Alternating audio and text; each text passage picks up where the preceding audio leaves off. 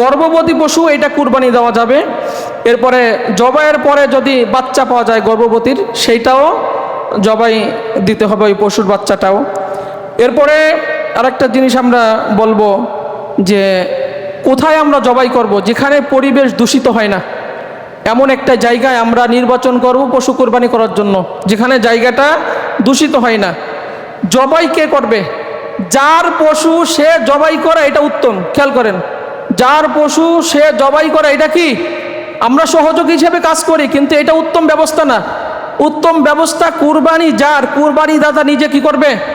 কুরবানি দিবে। যে দোয়াগুলো আছে এই দোয়াগুলো মুখস্থ করে কুরবানি দাতা, যেহেতু আপনি আল্লাহর জন্য ত্যাগ স্বীকার করতেছেন, এই জন্য ভয় ডর সব কিছু ভেঙে আপনার পশু আপনি কুরবানি দিবেন, এইটাই সর্বোত্তম পন্থা।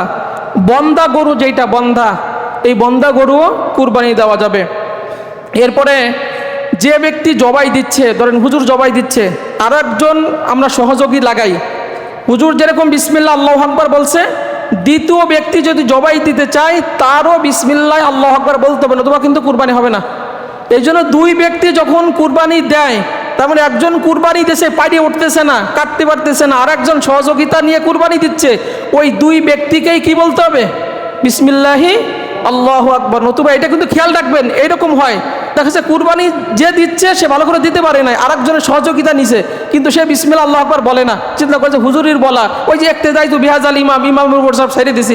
এরকম যদি কুরবানির ক্ষেত্রে হয় তাহলে কুরবানি কিন্তু হবে না, দুইজনকেই আপনার বলতে হবে। পশু দ্বারা কুরবানি, পশু দ্বারা উপকৃত হওয়া যাবে না। আপনি নিয়ত করছেন যে আমি এই বছর এটা কুরবানি দেব, যেদিন থেকে নিয়ত করছেন ওর থেকে কোনো উপকৃত হওয়া যাবে না। যদি হাল চাষ করেন উপকৃত হন, যা টাকা পয়সা হয় সমস্ত টাকা সৎকা করে দিতে হবে। এমনকি যদি গাভী হয়, দুধ দহন করেন, ওই দুধের টাকাও কি করতে হবে? খেয়ে ফেলছেন, ওই হিসাব করে এই টাকাগুলো আল্লাহ রাস্তায় সৎকা এটা করে দিতে হবে।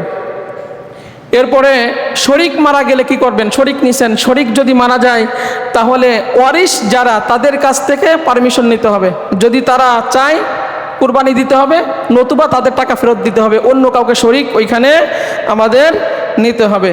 মৃত ব্যক্তির পক্ষ থেকে যদি কেউ চায় কুরবানি দিতে, তারা কুরবানি দিতে পারবেন। 3 দিনের বেশি গোস্ত রাখবো কিনা? 3 দিনের বেশি গোস্ত জমা রাখা জায়েজ। প্রাথমিক যুগে জায়েজ ছিল না, তখন অভাব অনাটন দারিদ্রতা দুর্ভিক্ষ এটা ছিল, নবীজি নিষেধ করছেন, পরবর্তীতে এটা জায়েজ করে দিয়েছেন।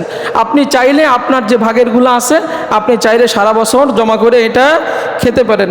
অনুমান করে আমরা কেউ গোস্ত বন্টন করব না, যারা আমরা দিচ্ছি এইগুলো আমরা খুব খেয়াল রাখবো।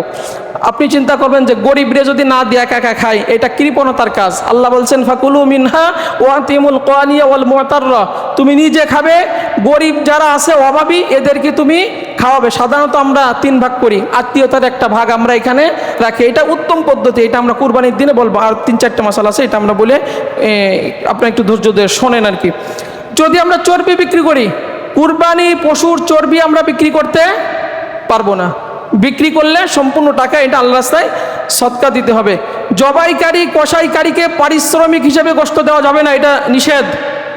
জবাইকারী এবং কসাইকে পারিশ্রমিক হিসেবে অনেকে দেন, যে কাজ করছে 2 ঘন্টা 2 কেজি গোশত দিয়ে দিলাম, এইটা দিবেন না, কুরবানি কিন্তু বাতিল হয়ে যাবে। আপনি টাকা দিবেন তাদেরকে, পারিশ্রমিক হিসেবে কি দিবেন? টাকা দিবেন। আর যারা জবাই করবে অস্ত্র খুব ধারালো করে এটা জবাই দিবেন। চামড়া আলাদা করবেন তখন যখন একদম নিস্তেজ হয়ে যাবে, মানে কুরবানি পশু একদম কে গেছে, নিস্তেজ হয়ে গেছে, মারা গেছে, তখন দিবেন। এক পশুর সামনে অন্য পশুর কুরবানি দিবেন না, নবীজি নিষেধ করছেন। এক পশুর সামনে অন্য পশুর কুরবানি আমরা দিব না। অন্য ধর্মের লোককে আমরা কুরবানি গোশত খাওয়াতে পারবো কিনা? বেধর্মীদেরকে খাওয়াতে পারবেন, এটা জায়েজ আছে, সমস্যা নাই। যারা মুসাফির সামর্থ্য রাখে তাদের উপরে কুরবানি ওয়াজিব না। নিজে গোশত খাওয়া কি, এটা গুরুত্বপূর্ণ, আল্লাহ তাআলার হুকুম। আল্লাহ নিজে আদেশ করেছেন ফাকুলু মিনহা ওয়াতিমুল কানি ওয়াল মুতাররা, তোমরা কুরবানি গোশত এটা খাবা। আর কুরবানির দিনে পশু দিয়ে কুরবানি করার পরে প্রথম ওই গোশত দিয়ে খাওয়া সুন্নাহ, প্রথম ওই গোশত দিয়ে খাওয়া কি সুন্নাহ। আমরা যদি পারি আমরা এই সুন্নাহটা আদায় করে নিব। যে সমস্ত পশু পাগল, এইতে আমরা কেউ কুরবানি দিব না। নবীর পক্ষ থেকে কেউ কুরবানি দিতে চাইলে এটা দিতে পারবে এবং সবাই এই গোশতগুলো খাওয়াইতে পারবে। যারা বিদেশি তারা দেশে তার পক্ষ থেকে কাউকে দিয়ে গরু ক্রয় করে এইটা কুরবানি দিতে পারবে। জবাইকারীকে পারিশ্রমিক দেওয়া এটা একটা উত্তম কাজ। ঈদের দিনে জবাইকারী তাকে আপনি পারিশ্রমিক হিসেবে 200 টাকা, 100 টাকা, 300 টাকা আপনি দিয়ে দিলেন, সে খুশি হয়ে গেল। আল্লাহ বলবে, বান্দারে তুই ঈদের দিনে আমার এক বান্দাকে খুশি করে দিছিস, আর আমি আল্লাহ তাআলা তোর কুরবানি খুশি মনে কবুল করে নিলাম। এজন্য এটা যারা জবাই করে এদেরকে আপনারা খুশি করে যদি দিতে চান এটা দিতে পারবেন, এটা সমস্যা না। এরপরে কুরবানির দিনে হাঁস মুরগি জবাই দেয়, এরকম বলে না যে জিলহজের চাঁদ উঠলে কুরবানির দিন পর্যন্ত হাঁস মুরগি মেহমান অতিথি আসলে জবাই দিতে পারবো না, এরকম অনেক সমস্যা আছে। আপনি জবাই দিতে পারবেন, কোনো সমস্যা না। কুরবানির দিনেও যদি চান সকালবেলা আমি এটা জবাই দিব, আপনি দিতে পারবেন, তবে কুরবানি নিয়ত করা যাবে না। জীবিত ব্যক্তির পক্ষ থেকে কুরবানি দেওয়া এটা জায়েজ আছে। কুরবানির পশুর 7টা জিনিস আমরা খাবো না।